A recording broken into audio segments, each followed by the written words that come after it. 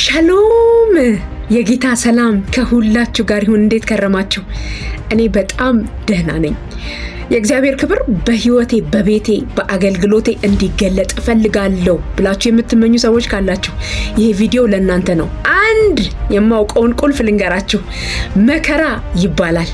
ጌታ ኢየሱስ ክርስቶስ ሊያልፍበት ያለውን መከራ ጴጥሮስ ሊቋቋም ስላልቻለ ሰይፉን ከሰገባው አውጥቶ የዚያን ወታደር ጆሮ ቆረጠ። ጌታ ኢየሱስ እንደዚህ ያለው ተው፣ ይህን እንኳን ፍቀዱ።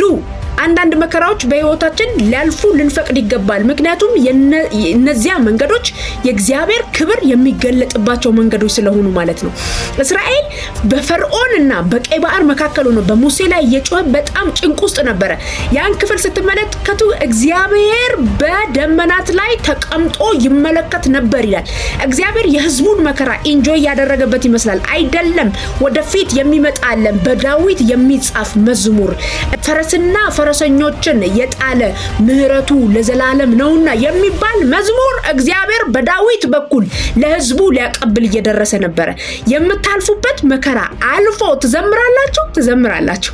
የምታልፉበት ያ መከራ የእግዚአብሔር ክብር ግሎሪፋይ እንዲሆን ያደርጋል። በህይወታችሁ ልትቋቋሙት የማትችሉት መከራ ውስጥ እንኳን ብትሆኑ ያ መከራ የእግዚአብሔር ክብር ይገለጥበት ዘንድ ነውና እንድትጸኑ እንድትታገሱ ነው ጸልያለሁ።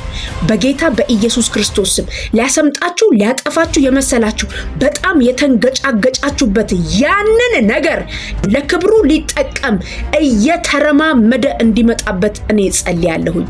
በኢየሱስ ክርስቶስ ስም ይሄ ይሁንላችሁ።